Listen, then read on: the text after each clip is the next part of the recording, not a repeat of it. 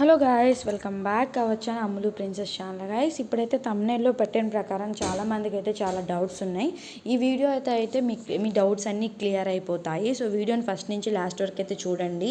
So మన ఛానల్లో చాలా చాలా ఇంపార్టెంట్ వీడియోస్ కూడా అయితే అప్కమింగ్ అయితే ఉన్నాయి. సో అప్కమింగ్ వీడియోస్ అయితే నేను హెచ్ఆర్గా వర్క్ చేస్తున్నా కాబట్టి మీ రెజ్యూమ్ ఎలా బిల్డ్ చేసుకోవాలి, జాబ్ ఆఫర్స్ ఎలా సెర్చ్ చేసుకోవాలి ఏంటి అని చెప్పి నేను చాలా వరకు మీకు ఎక్స్ప్లెయిన్ చేస్తాను. మన ఛానల్ని సబ్స్క్రైబ్ చేసుకోండి. అలాగే మోస్ట్లీ ఇప్పుడు అడిగే డౌట్స్ ఏంటి అంటే, so APIC 2025 counselling first counselling అయితే అయిపోయింది.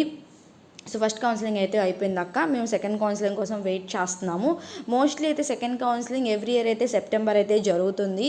ఇఫ్ ఇన్ కేస్ ఈ ఇయర్ అయితే ఏమైనా త్వరగా జరిగితే ఓకే, ఎందుకంటే ఎంసెట్ ఇవన్నీ కూడా కొంచెం త్వరగా అయితే ఇచ్చారు కాబట్టి మేబీ ప్రాబబ్లీ చూద్దాము. మోస్ట్లీ అయితే నా థింకింగ్ ప్రకారం అయితే September, if not maybe August second week like, ఓకేనా. అండ్ నెక్స్ట్ థింగ్ ఏంటంటే, మెయిన్గా నేను వచ్చిన topics, how many left over seats in all colleges and universities. అక్క ఎలా చూసుకోవాలి, ఇంకా ఎన్ని సీట్స్ ఉన్నాయని ఎలా చూసుకోవాలి, ఓకేనా. వీడియో కొంచెం లాంగ్ అయింది ఎందుకంటే మీకు క్లియర్గా ఎక్స్ప్లెయిన్ చేయాలి కాబట్టి. సో ఎవరు కూడా డిస్టర్బెన్స్గా అనుకోకండి, ఓకేనా. సో ఈ వీడియో లాస్ట్ వరకు అయితే చూడండి, ఓకేనా. ఎన్ని సీట్స్ ఉన్నాయి, ఇంకా ఎన్ని సీట్స్ ఉన్నాయి, ఎన్ని ఫిల్ అయ్యాయి, ఎలా చూసుకోవాలి ఏంటి అని అడుగుతున్నారు, ఓకేనా. మళ్ళీ న్యూ రిజిస్ట్రేషన్స్ చేసుకోవచ్చా సెకండ్ కౌన్సిలింగ్కి. ఎవరైతే ఫస్ట్ కౌన్సిలింగ్కి అటెండ్ అవ్వలేదో వాళ్ళందరూ న్యూ రిజిస్ట్రేషన్స్ అనేవి చేసుకోవచ్చా లేదా అని అడుగుతున్నారు. సో అండ్ నెక్స్ట్ థింగ్ ఏంటి అంటే, so first counselling, what about first counselling candidates అని అడుగుతున్నారు. ఫస్ట్ కౌన్సిలింగ్లో రిజిస్ట్రేషన్ కంప్లీట్ అయింది, ఏం చేయాలి, నెక్స్ట్ డాక్యుమెంట్స్ వెరిఫై అయిపోయి నెక్స్ట్ ఏం చేయాలి, సెల్ఫ్ రిపోర్టింగ్ కూడా కంప్లీట్ అయిపోయింది, నెక్స్ట్ ఏం చేయాలి. ఫస్ట్ కౌన్సిలింగ్ ఇన్ కేస్ కొంతమందికి అయితే ఫస్ట్ కౌన్సిలింగ్లో ఉన్న వాళ్ళకి కొంతమందికి డాక్యుమెంట్స్ వెరిఫై అవ్వలేదు, కొంతమంది సెల్ఫ్ రిపోర్టింగ్ ఇవ్వలేదు, కొంతమంది సెల్ఫ్ రిపోర్టింగ్ వీళ్ళందరి సిచ్యువేషన్ ఏంటి అని చెప్పి అడుగుతున్నాను. నేను క్లియర్గా ఈ వీడియోలో అయితే చెప్తాను, ఒక్కొక్క దాని గురించి అయితే చెప్తాను, ఒక్కొక్క దానికి క్లియర్గా చెప్తాను. ఎవరు కూడా కన్ఫ్యూజ్ అవ్వకండి, ఎవరు కూడా డిస్టర్బెన్స్ అవ్వకండి. లాంగ్ అయిందని చెప్పి ఎవరు ఏమనుకోకండి, ఎందుకంటే మీకు క్లియర్గా చెప్పేటప్పుడు లాంగే అవుతుంది వీడియో, ఓకేనా. సో ఇప్పుడైతే వెళ్ళిపోదాము. ఎన్ని సీట్స్ ఉన్నాయి ఏంటి అని చెప్పి ఎలా చూసుకోవాలి అంటే, మీకు అఫీషియల్ వెబ్సైట్ ఉంది కదా, అఫీషియల్ వెబ్సైట్ లింక్ అయితే నేను కమెంట్ బాక్స్లో అయితే ఇచ్చేస్తాను. ఈ కమెంట్ బాక్స్లో అఫీషియల్ వెబ్సైట్ ఇచ్చేస్తాను ఏపీఐసెట్ సంబంధించి. ఇక్కడ మీకు ఇన్స్టిట్యూట్ ప్రొఫైల్ ఉంది కదా, దీని మీద అయితే క్లిక్ చేయండి. క్లిక్ చేసిన తర్వాత మీకు అన్ని యూనివర్సిటీస్, అన్ని కాలేజెస్ ఇక్కడైతే కనబడతాయి, ఓకే. ఇక్కడ అన్నీ కనబడతాయి. సో సపోజ్ నేను చదువుకున్న యూనివర్సిటీలు అయితే చూద్దాము. ఏఎన్సియు అనమాట, అంటే ఆచార్య నాగార్జున యూనివర్సిటీ. ఇక్కడ చూసుకోండి, ఆచార్య నాగార్జున యూనివర్సిటీకి సంబంధించి general seats, SF seats, ANSS seats. So ఇక్కడైతే మీరు ఇక్కడ బ్లూ కలర్ కనబడుతుంది ఇన్స్టిట్యూట్ కోడ్ అని చెప్పి, ఈ ఇన్స్టిట్యూట్ కోడ్ బ్లూ కలర్ కనబడుతుంది కదా, serial number 27 institute code ANCU అని కనబడుతుంది కదా, దాని మీద క్లిక్ చేయండి, ఓకేనా. దాని మీద క్లిక్ చేయగానే మీకైతే ఇలా అయితే కనబడుతుంది. చూసుకోండి, ఇక్కడైతే కనబడుతుంది చూడండి. ఇక్కడ ఏం కనబడుతుంది, మాస్టర్స్ ఇన్ బిజినెస్ అడ్మినిస్ట్రేషన్ వచ్చేసి అసలు యాక్చువల్గా అయితే 33 సీట్లు అయితే తీసుకోవాలి, ఇంకా లెఫ్ట్ ఓవర్ సీట్స్ ఇంకా 3 సీట్స్ ఉన్నాయని చెప్తున్నారు. అలాగే ఎంసీఏ కూడా 33 సీట్స్ అయితే తీసుకోవాలి, ఇంకా 2 సీట్స్ ఇంకా 2 సీట్స్ అనేవి ఉన్నాయని చెప్పి చూపిస్తున్నారు. కానీ మీకు ఒకటి చెప్తున్నాను, ఇక్కడ 33 సీట్స్ 33 సీట్స్ వీళ్ళు తీసేసుకున్నారని నేను చెప్పను, ఎందుకంటే ఇంకా లెఫ్ట్ ఓవర్ 3 ఉన్నాయి కదా అక్క, ఇంకా 3 ఇంకా మేము పెట్టుకోలేమా వెబ్ ఆప్షన్స్లో అని అడుగుతున్నారు. సో అక్కడ 3 అని ఇచ్చారు, ఎందుకంటే చాలామంది వరకు సెల్ఫ్ రిపోర్టింగ్ చేస్తారు. ఎందుకు, సీట్ రిజర్వ్ చేసుకోవడానికి సెల్ఫ్ రిపోర్టింగ్ చేస్తారు, ఓకేనా.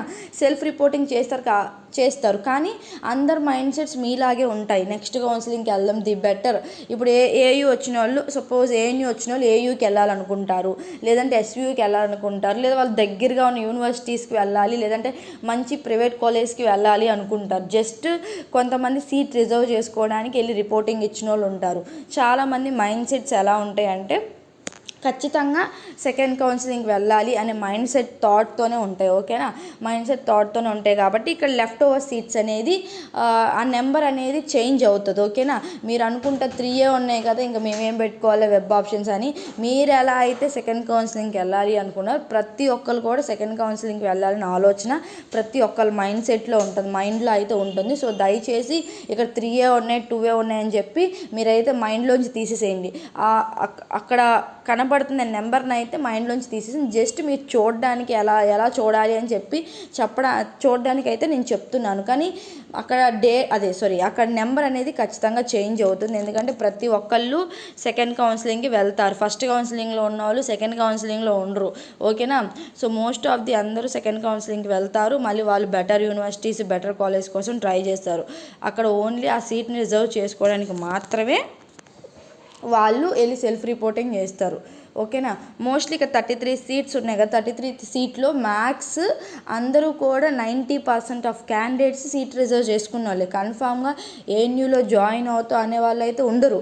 ఖచ్చితంగా సీట్ రిజర్వ్ చేసుకునే వాళ్ళు, అంటే సెకండ్ కౌన్సిలింగ్ రాకపోతే దీంట్లో జాయిన్ అవుదాం అనుకునే వాళ్ళే. ప్రతి ఒక్కరు మైండ్ సెట్ మారుతుంది. సో మీరెవరు కూడా ఈ లెఫ్ట్ ఓవర్ సీట్స్ చూసి మీరు ఫీల్ అవ్వకండి, బాధపడకండి. అక్కడ నెంబర్ అనేది చేంజ్ అవుతుంది.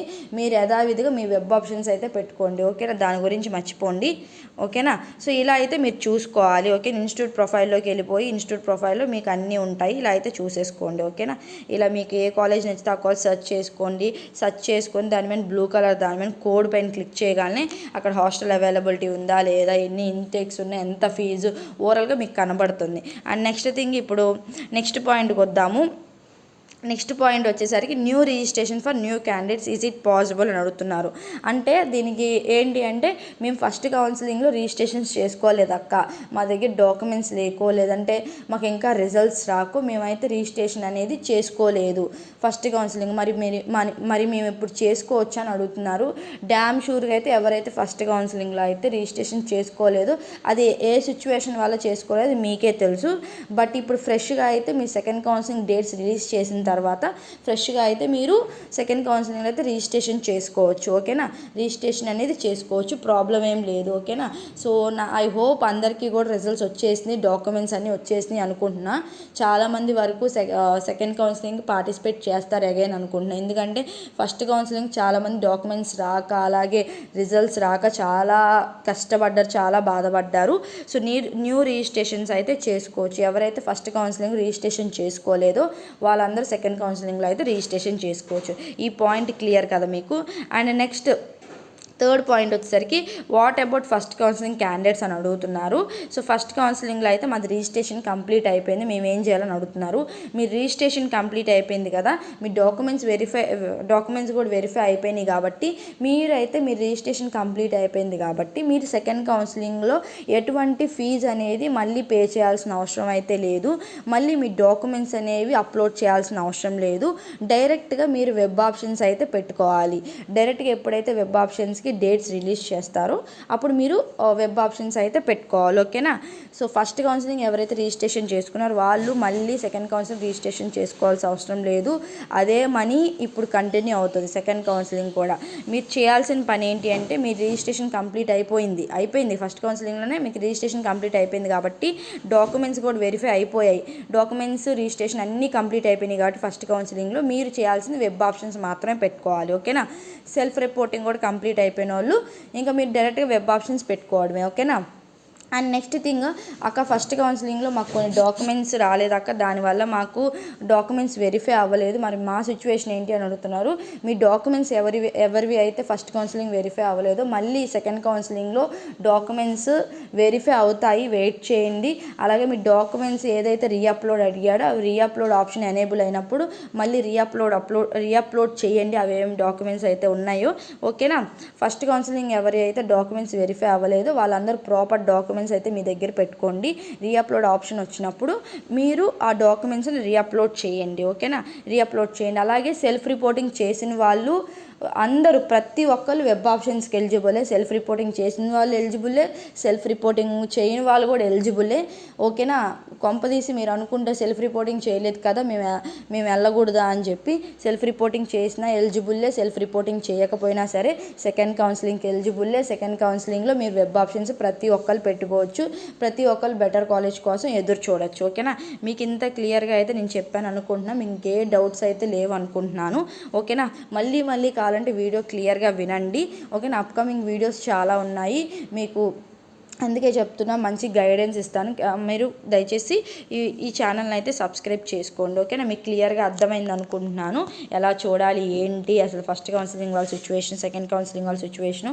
మోస్ట్లీ అయితే సెకండ్ కౌన్సిలింగ్ డేట్స్ అయితే నేను అనుకోవడం అయితే సెప్టెంబర్లో వస్తాయని. ప్రతి ఇయర్ అయితే అలాగే ఉంటుంది, 1 month గ్యాప్ అయితే తీసుకుంటారు ప్రతి year. If in case year EAMCET మిగతా సెట్లు కూడా కొంచెం త్వరగా రిలీజ్ చేశారు, ఐసెట్ కూడా రిలీజ్ చేస్తారేమో అనుకుంటున్నాను. ఇఫ్ ఇన్ కేస్ రిలీజ్ చేస్తే ఐ హోప్ మంచిదే కదా, మనకు త్వరగా అయిపోతుంది. కాకపోతే లేట్గా చేయడమే బెటర్, ఎందుకంటే చాలామందికి అయితే రిజల్ట్స్ రాలేదు, పాపం సర్టిఫికేట్స్ కోసం వెయిట్ చేస్తున్నారు. వాళ్ళని కూడా మనం మైండ్లో పెట్టుకొని ఒక 1 month డిలే అయితే బాగుంటుంది అని నేను అనుకుంటున్నాను. మీ డెసిషన్ ఏంటో కింద కమెంట్స్ చేయండి. వాళ్ళ కోసం కూడా వెయిట్ చేస్తే బాగుంటుందని నా ఆలోచన. ఓకేనా? సో మీ డెసిషన్స్ ఏంటో కింద కమెంట్ చేయండి. Thank you for watching. Signing off Ammulu princess. మీకు ఇంకేమైనా డౌట్స్ ఉంటే కమెంట్ చేయండి, ఖచ్చితంగా నేను రిప్లై ఇస్తాను. లేట్ అయినా కూడా రిప్లై ఇస్తాను. Thank you.